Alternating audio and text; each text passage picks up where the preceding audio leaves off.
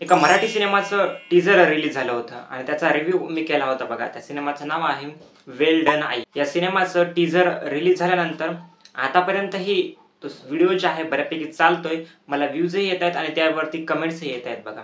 1-2 दिवसापूर्वी त्या सिनेमाचं ट्रेलर रिलीज झालं. त्यामुळे परत तो व्हिडिओ जे आहे ते चालायला लागला आणि मला परत आणखी कमेंट्स यायला लागल्या. कमेंट्स चांगल्या नाही तर वाईट. म्हणजे बॅकलॅश मला झेलावं लागते त्या गोष्टीमुळे बघा. खूप साऱ्या कमेंट्स आल्या. 1 झाली असे, 2 आले असे, 3-4 आले असते ते मी म्हटलं असतं. परंतु त्यापेक्षा जास्त कमेंट्स आल्या. कमेंट्स अशा की मी त्या त्या टीझरविषयी जे आहे मी चांगलं बोललं नव्हतं. जे माझं मत होतं, टीझर बघून मला वाटलं होतं ते मी मांडलं होतं. आणि तेही मी आता मांडणार बघा. तुम्ही कमेंट्स चांगले द्या किंवा वाईट द्या. मला जे वाटलं मी ते बोलणारच आहे.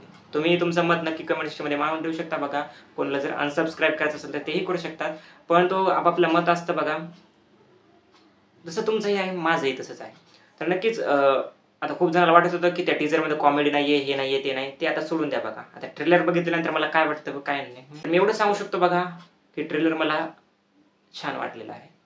खरंच ट्रेलर मला छान वाटलं बघा. आपण याला नवरा माझा नवसाचा 3.0 असं म्हणू शकतो. कारण तशा टाईपची स्टोरी आहे.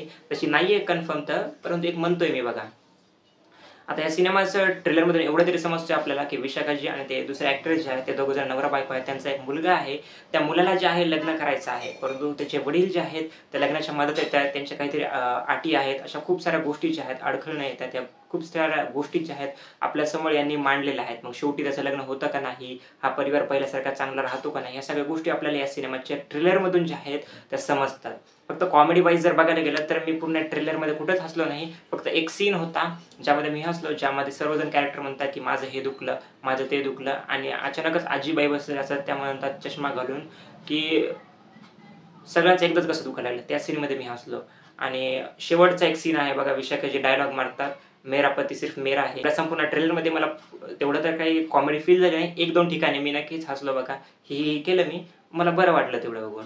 आणि मूव्हीची स्टोरीही बऱ्यापैकी चांगली वाटते, एंगेजिंग वाटते बघा. त्यामुळे हा सिनेमा तुम्ही नक्कीच बघू शकता थिएटरमध्ये असं मी म्हणेल. आता ते तर मी रिव्ह्यू केल्यानंतर इथं जर लागला, तर तेव्हा तुम्हाला सांगेलच की कसा बघायचा का नाही, वन टाईम वॉच आहे का काय आहे.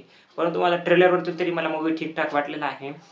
बाकी सेक्शन्स तर तेवढे काही मी उलगडणार नाही. कारण ते तर आता तुम्हाला म्हणलं मी की सिनेमॅटोग्राफी ही सध्याच्या रिलीज होणाऱ्या मूव्हीजमध्ये चांगली दिसत आहे. या मूव्हीमध्ये मला ठीक-ठाक वाटलं.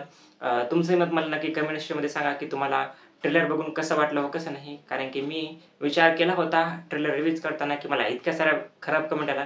बरोबर पोस्टमॉर्टम करणार आहे मी ट्रेलर रिलीज झाल्यानंतर. त्यामुळे ट्रेलर मला बघा चांगला वाटला. काही खूप भारी नाही, परंतु ठीक-ठाक आहे. काम धकून जातं. वेगळी कन्सेप्ट नाही, परंतु प्रेझेंट भारी केली बघा. Thank you.